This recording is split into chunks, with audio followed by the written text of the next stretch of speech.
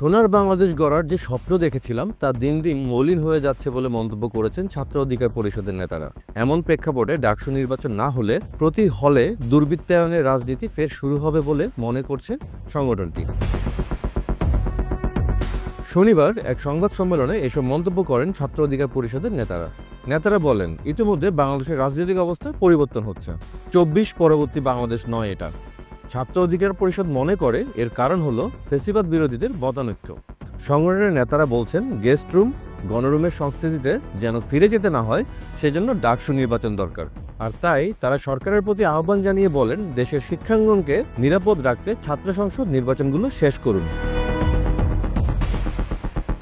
সংগঠনটি বলছে, শিক্ষার্থীদের নিরাপত্তা দিতে ব্যর্থ প্রশাসন এবং একই সঙ্গে দেশের নিরাপত্তা দিতেও ব্যর্থ সরকার। ঢাকা বিশ্ববিদ্যালয়ের ছাত্র অধিকার পরিষদের সদস্য সচিব রকিবুল হাসান বলেন, অধ্যাপক ডক্টর ইউনুস সাহেবকে দায়িত্ব দিয়ে আমরা একটা সোনার বাংলা গড়ার স্বপ্ন দেখেছিলাম, কিন্তু তা মলিন হয়ে গেছে। নতুন বাংলাদেশ বিনির্মাণে যে স্বপ্ন ছিল সেটা হারাতে বসেছি। আমাদের দাবি ছিল ডাকসু নির্বাচন। ৩ জন শিক্ষার্থী এ দাবিতে অনশন করছেন। প্রশাসন জানিয়েছিল মধ্য মের মধ্যে নির্বাচনের রোডম্যাপ ঘোষণা করবে, কিন্তু তা হয়নি। আর বাংলাদেশ বিনির্মাণের স্বপ্ন দেখেছিলাম, সেই স্বপ্ন দিন দিনে বিলীন এবং মলিন হয়ে যাচ্ছে।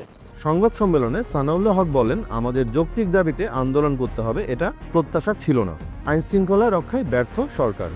11 দিনও সাম্য হত্যায় জড়িতদের গ্রেফতার করতে পারেনি। এটা সরকারের ব্যর্থতা, এর দায় সরকারকে নিতে হবে। সংবাদ সম্মেলনে ছাত্র অধিকার পরিষদের নেতারা বলেন, অধ্যাপক ডক্টর ইউনুসের সরকার চালাতে সমস্যা হলে তা সবাইকে জানাতে হবে। সংবাদ সম্মেলনে ছাত্র অধিকার পরিষদের নেতারা ঢাকা উত্তর সিটি কর্পোরেশনের প্রশাসকের বিরুদ্ধে কিছু অভিযোগ তোলেন। এর মাঝে একটি নিষিদ্ধ ঘোষিত জঙ্গি সংগঠনের নেতা হওয়ার অভিযোগও তোলা হয় তার প্রতি। আর এই অভিযোগ জানিয়ে প্রশাসকের পদ থেকে তাকে প্রত্যাহারের দাবিও জানানো হয়, নতুবা কঠোর কর্মসূচি দেওয়া হবে বলেও ঘোষণা দেন ছাত্র অধিকার পরিষদের নেতারা। যে ঢাকা উত্তর সিটি কর্পোরেশনের যিনি প্রশাসক, তাকে যেভাবে নিয়োগ দেওয়া হয়েছে এবং তিনি যে একটা নিষিদ্ধ সংগঠনের হিজবুত তাহরির, যাদের সাথে সরাসরি জঙ্গিবাদের সাথে তুলনা করা যায় এবং তাদের ভিতরে সেই জঙ্গিবাদমূলক আচরণ আমরা দেখেছি। সুতরাং সেই সংগঠনের একজন নেতাকে ডিএনসিসির প্রশাসক হিসাবে বসানো হয়েছে।